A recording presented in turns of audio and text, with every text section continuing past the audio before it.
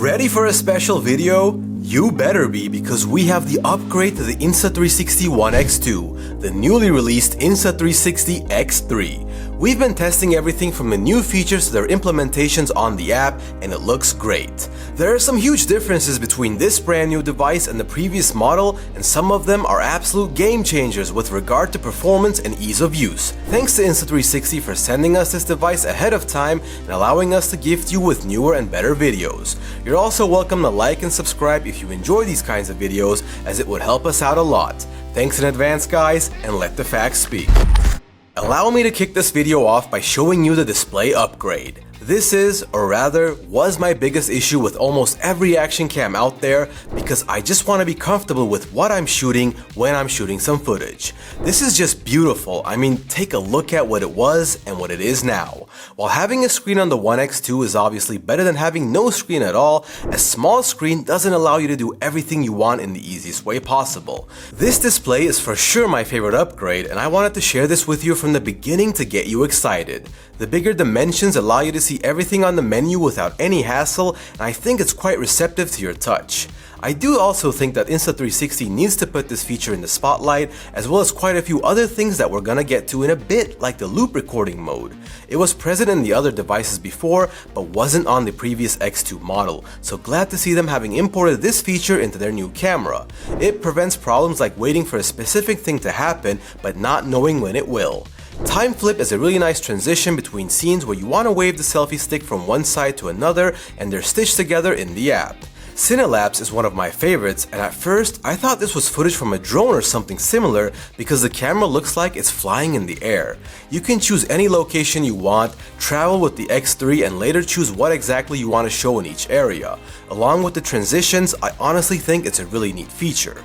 You can shoot bullet time videos, and it's really cool that the X3 offers 4K 120fps or 3K 180fps while achieving a creative bullet time effect. Clone Loop creates multiple copies of you, and your animation is repeated over and over again as the video goes on. Clone Trail is the second in line of the clone family, and if you're able to jump and dunk, then the coolness will reach maximum. Last of the clones is Shadow Clone, and this is most likely the one you will all be familiar with since it's quite popular. Surprise everyone with multiple copies of you in the same room doing different things, like playing a guitar, eating some food, or even doing some handstands. It's completely up to you. Go wild. Sky Swap is fairly self-explanatory, and this just makes me go whoa. 1 second I'm in a disco with pink lights all around me, and the second one I'm under the water and there are actually fish swimming in the sky, which looks super realistic. You can also stick the X3 into your mouth and start running with your hands waving around like crazy in the nose mode.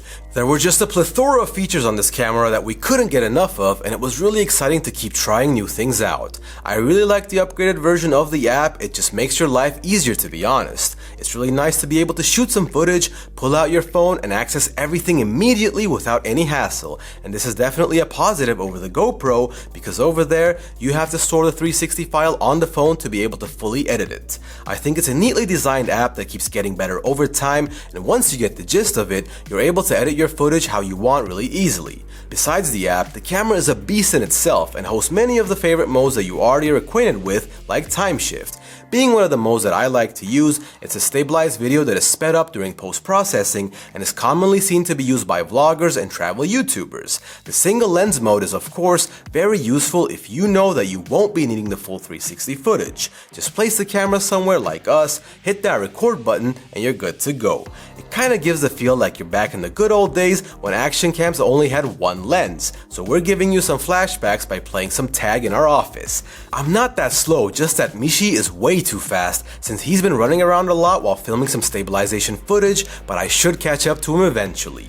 The X3 offers 360 active HDR that keeps your video stabilized during the action while keeping details in the highlights and shadows for more vibrant footage.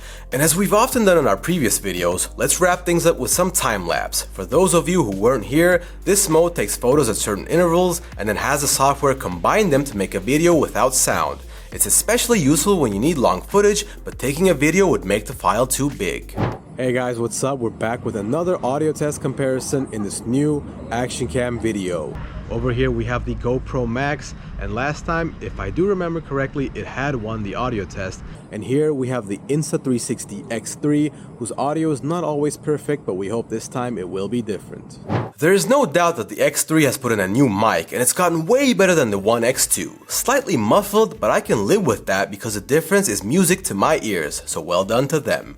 Their photos are another point that I think deserve praise because the footage is crisp and clean with significantly better HDR, as you can see in the second photo. Some nice sights overall, and make sure to spice up your photos by fully utilizing the 360 capabilities of these devices. Last but not least, night footage in the house with Insta360 performing well as expected. Because their device has a larger sensor, it's no surprise that low light video and images will look brighter and with less noise. You're also welcome to check it out yourself and let us know your thoughts with a comment below. The Insta360 X3 can shoot at 5.7K 30 FPS and 72 megapixel photos with pure shot image processing thanks to the larger image sensor. It is slightly larger than the GoPro sensor and also shoots at a higher resolution.